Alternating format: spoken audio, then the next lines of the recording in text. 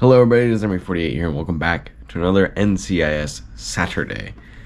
We continue with Season 6 in the original show, and this one has some big arcs. Two of the more iconic arcs, I guess, in the show's history, and then one that is probably one of the most important arcs in general in the universe. We have the two iconic ones are the mole arc that starts this season. It separates the team off into different branches to try and find out who the mole is within NCIS. And this also lets Gibbs get a new team so that he can find the mole a little bit more easily, him and Vance. We then also end the season with the arc that sends Ziva back to Israel yet again. But this time she stays, and it's her choice to go because of events that Tony involves himself in. And just before that, kind of kicks off this arc, is the NCIS Los Angeles story.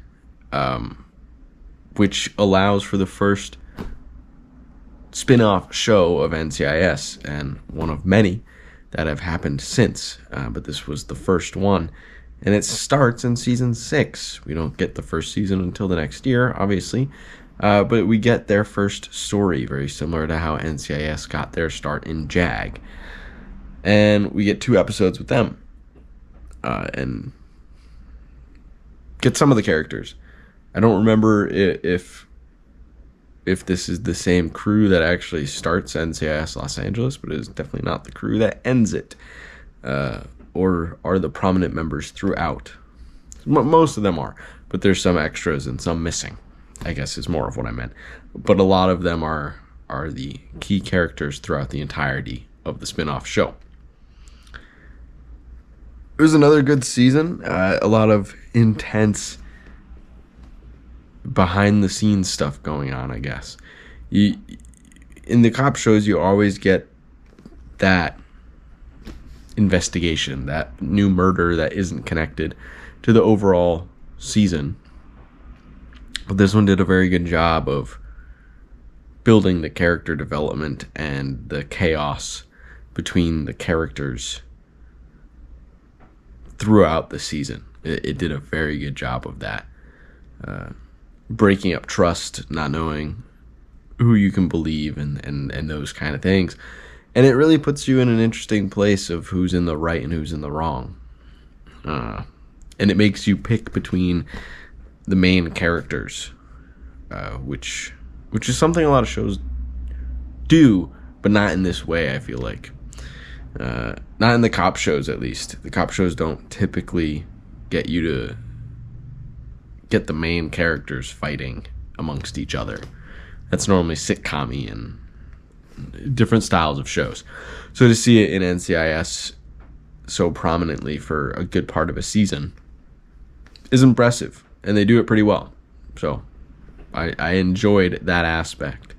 But we'll dive into the episodes now. Season 6, Episode 1, Last Man Standing. Ziva is blown up in Morocco while undercover as a singer in a restaurant. There's a new team, Langer, Keating, and Lee. Keating is very interesting to me because he is a comedian, essentially, now. So to see this actor as a, not even an extra, like a kind of a fill-in, I guess, in NCIS, but someone who was an important character for a couple of episodes, is very intriguing.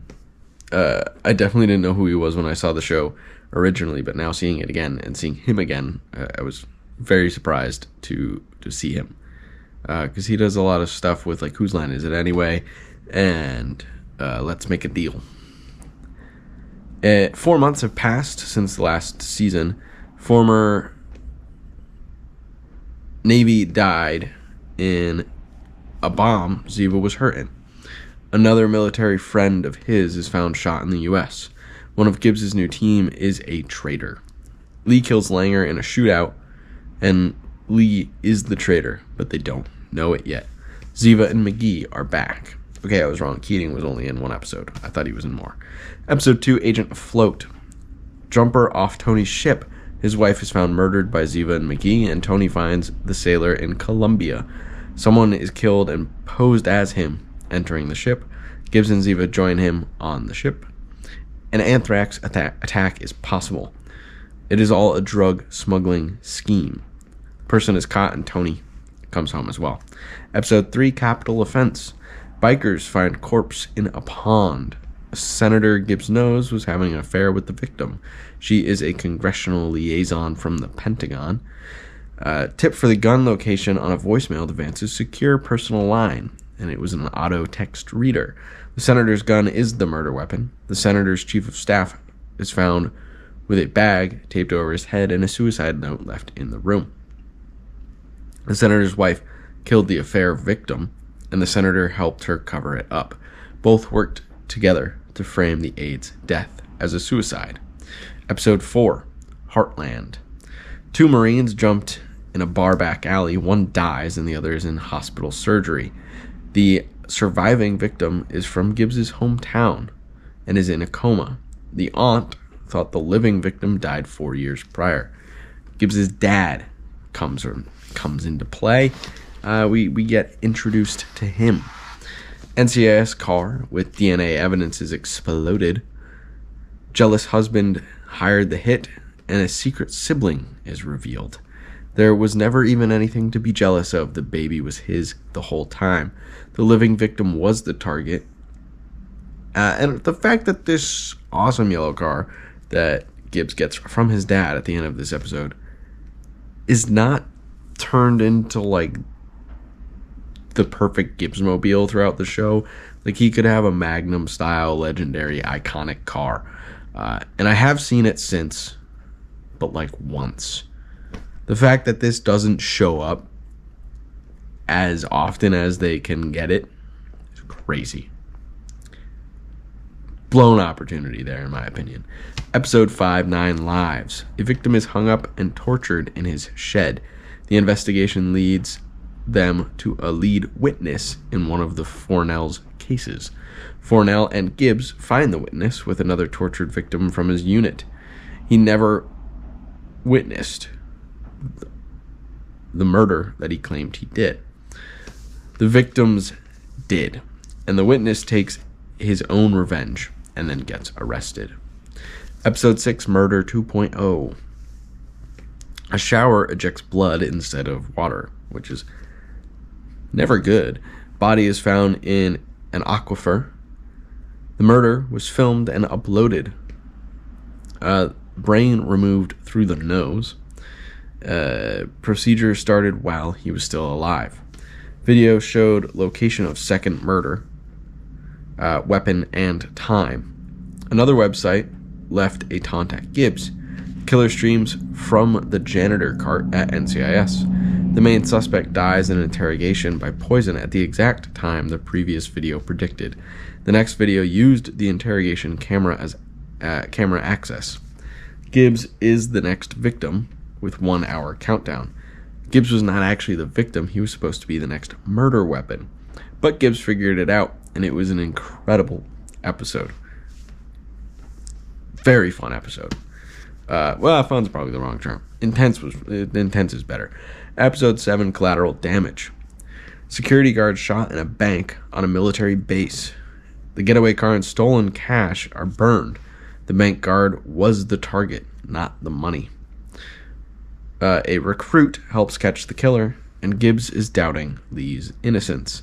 Episode 8, Cloak. A frozen body sent by courier to a military base. It was a mission to get Tony and Ziva inside. They get caught.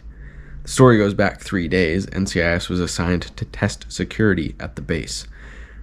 But the base knew the event was coming. The true mole used the test to steal the info, and Lee is caught. The handlers kidnapped Lee's daughter, using her as blackmail. Episode 9, Dagger. Lee stops Tony following her handler, Tony Nziva, found where Lee's daughter had been being kept. The kidnapper executed. DNA doesn't match Lee's daughter. It's an adopted sister. Her handler's wife is also kidnapped.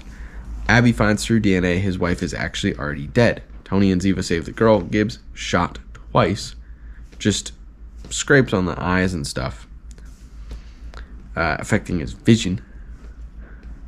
Lee tells Gibbs to shoot the bad guy through her, killing both of them. A sad end to a fun storyline. You know, when you realize that Lee is the mole, you don't really feel too bad for her, and then you find out that she's being blackmailed and she didn't actually want to betray her country. You feel a little bit worse. Episode 10, Roadkill. A man walks up and dies on a group around a campfire. He was a petty officer making money on the side, blackmailing rich husbands when they try to cheat with a fake account he made. They find the murderer murdered at the first victim's house. Neighbor had been leeching off the petty officer's Wi-Fi to do the con, and he committed the second murder. Episode 11, Silent Night. Double murder discovered by flower delivery driver. Someone else is in the house. Fingerprints match someone who died over a decade prior. The death certificate was signed by Ducky. Neighborhood security guard murdered the couple trying to steal money and jewelry. A touching tale of Christmas, family, and a veteran reuniting with his family at the end. A really great episode. Episode 12, Caged. Dumped skeleton found by amateur movie set. Gibbs got the murderer of 2 other victims 11 years prior. They can never find this body. While interviewing the female prisoner, a fight breaks out between prisoners and guards, and one guard dies. 2 guards and McGee are now prisoners of the prisoners. The guard was being poisoned. He would have died if he was never stabbed. The victim was a drug dealer and rapist of one of the inmates' daughters. The daughter was poisoning him, and the original inmate confesses to protect the mother. Really fun in-prison episode for McGee. He really had to lead this episode in terms of the main characters. He did a great job. A lot of fun in that episode. Episode 13, Broken Bird.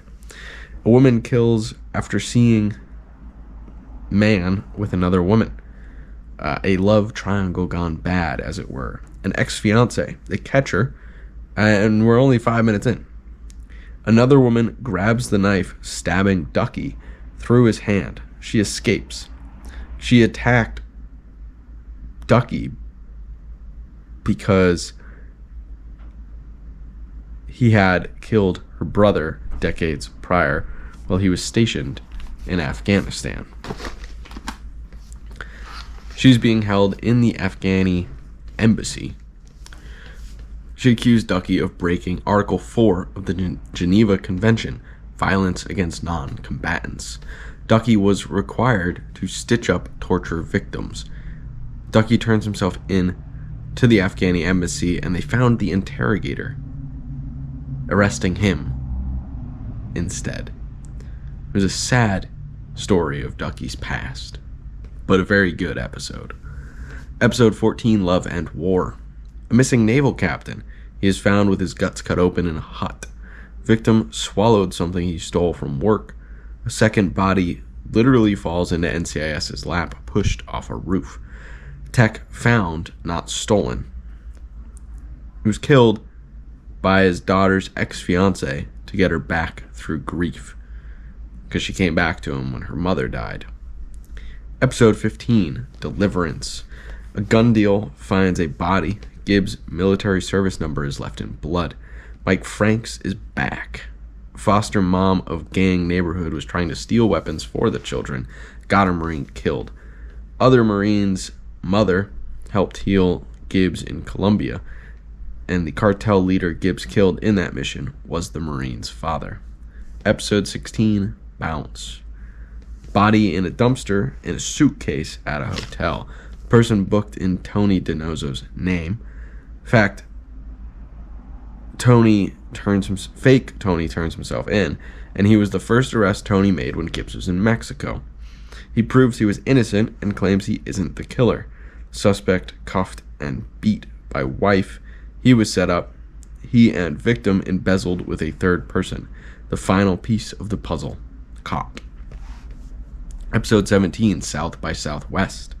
NCIS agent killed after putting package in the mail.